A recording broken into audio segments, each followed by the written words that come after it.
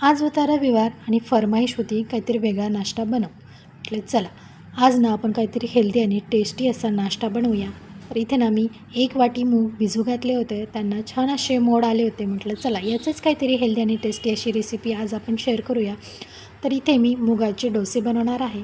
तर त्यासाठी 1 वाटी मूग मी भिजू घातले होते, त्याला छान असे मोड आल्यानंतर मिक्सरच्या भांड्यात काढून घेतले. त्यामध्ये हिरव्या मिरच्या, कढीपत्ता, 2-3 लसूण पाकळ्या, थोडंसं अद्रक यामध्ये टाकलेलं आहे. त्यानंतर त्यामध्ये 2 चमचे तांदळाचं पीठ टाकायचं आहे. 2 चमचे इथे रवा घेतलेला आहे.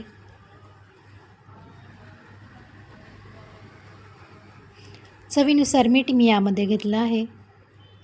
यामध्ये तुम्ही थोडेसे जिरे देखील टाकू शकता आणि कोथिंबीर आवडत असेल तर तीही इथे ॲड करू शकता.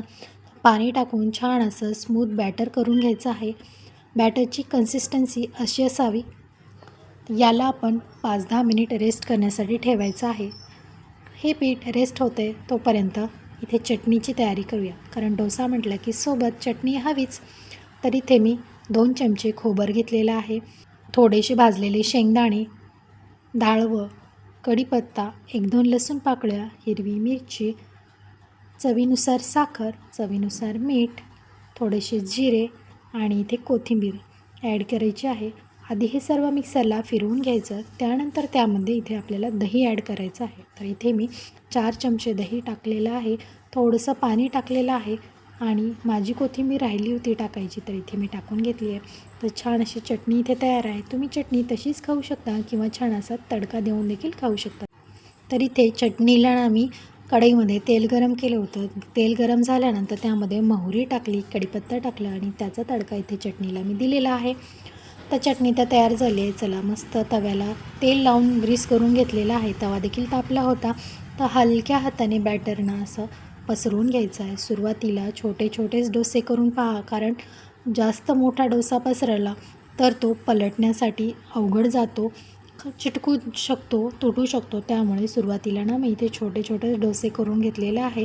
वरतून तुम्हाला तुमच्या आवडीनुसार तेल, तूप किंवा बटर लावून तुम्ही हे भाजू शकता. तर डोसा एका साईडनं भाजतात, पण मी इथे ना दोन्ही साईडनं असा डोसा छान क्रिस्पी होईपर्यंत भाजून घेतलेला आहे.